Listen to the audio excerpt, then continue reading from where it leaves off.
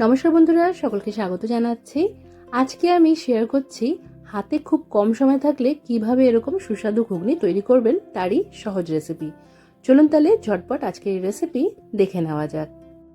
এই ঘুগনি তৈরি করার জন্য আমি এখানে মটর 1 ঘন্টার মতো একদম গরম জলে 2 চিমটে খাবারের সোডা দিয়ে ভিজিয়ে রেখেছিলাম। 1 ঘন্টা পর এটা কুকারে দিয়ে দিয়েছি। তারপর এর মধ্যে দিয়ে দিয়েছি আমি একটা বড় সাইজের আলু, যেটাকে এইভাবে একটু চৌকো আকারে কেটে নিয়েছি। এখানে 2 বাটির মতো জল দিয়েছি। একটা বড় তেজপাতা ছিঁড়ে দিয়ে দিলাম, এতে করে মটরের যে একটা গন্ধ থাকে, যেহেতু খাবারের সোডা দিয়েছি, সেটা চলে যাবে। 1 চা চামচ নুন দিয়ে দিয়েছি আর 1 চা চামচ দিয়ে দিয়েছি হলুদের গুঁড়ো। এই সব কিছুকে খুব ভালো করে মিক্স করে নিয়ে কুকারের ঢাকাটা লাগিয়ে 2টোর মতো সিটি আমি পড়তে দিয়েছি। যেহেতু খাবারের সোডা দেওয়া আছে, তাই এটা খুব তাড়াতাড়ি সেদ্ধ হয়ে যায়। তবে খেয়াল রাখবেন যে 2 চিমটের বেশি যেন খাবারের সোডা না দেওয়া হয়, না হলে কিন্তু একদমই গলে যাবে। তো এখানে 2টোর মতো সিটি পড়ে যাওয়ার পর প্রেশারটাকে ভালো করে রিলিজ হতে দিয়েছি। তারপর আমি এখন ঢাকাটা সরিয়ে নিয়ে আপনাদের দেখিয়ে দিচ্ছি। দেখতেই পাচ্ছেন মটর আলু দুটোই একদম সেদ্ধ হয়ে গেছে। এখানে মটরটা দেখে মনে হচ্ছে খুব বেশি সেদ্ধ হয়ে গেছে, চিন্তা নেই। এর মধ্যে ছোট বাটির 1 বাটির মতো ঠান্ডা জল মিশিয়ে নিয়ে মটর আর আলুটাকে একটা বাটিতে আলাদা করে তুলে রাখতে হবে, আর যে গ্রেভিটা থাকবে সেটা আলাদা একটা বাটিতে তুলে নিতে হবে। বাকি রান্নাটা করার জন্য কড়াইয়ের মধ্যে প্রায় 4 টেবিল চামচের মতো সর্ষের তেল খুব ভালো করে গরম করে নিয়েছি।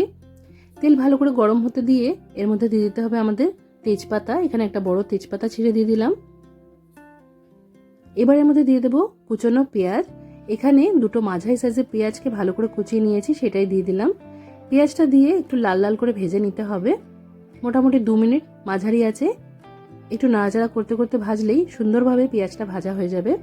এখানে পেঁয়াজ ভাজা হয়ে গেছে। এবার এর মধ্যে দিয়ে দিচ্ছি রসুন বাটা 1 চা চামচ আর আদা বাটা দিয়ে দেবো এখানে 2 টেবিল চামচ। আদা বাটাটা ঘুগনি রান্নায় একটু বেশি দিতে হয় আর রসুন বাটাটা একটু কম দিতে হয়, তাহলে টেস্টটা ভালো হয়। এবার এর মধ্যে দিয়ে দিলাম টমেটো পেস্ট। এখানে মোটামুটি 3 টেবিল চামচের মতো টমেটো পেস্ট দিয়েছি।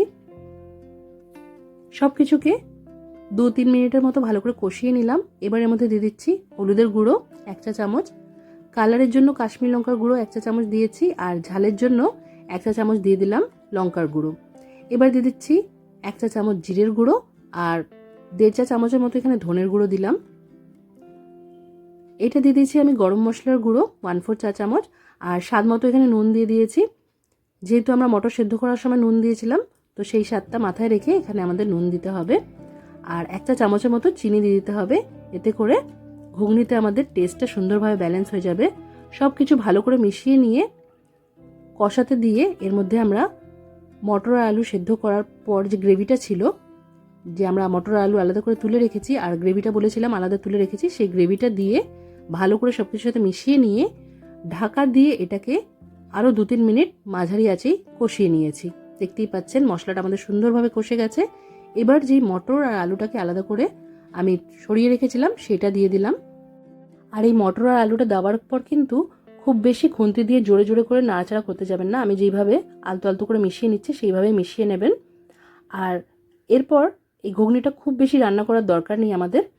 গ্রেভিটা বুঝে নিয়ে, মানে যদি মনে হয় যে খুব বেশি শুকিয়ে যাবে বা ঘন হয়ে যাবে, তাহলে এর মধ্যে আরও একটু জল দিয়ে দিতে পারেন, যেরকম আমি দিয়েছি। জলটা আমি এখানে রুম টেম্পারেচারে রাখা জল ব্যবহার করেছি। জলটা দিয়ে আরেকবার ভালো করে মিক্স করে নিতে হবে। ভালোভাবে সবকিছু মেশানো হয়ে গেলে আঁচটা বাড়িয়ে দিয়ে 2 মিনিট এটাকে ভালো করে ফুটতে দিতে হবে।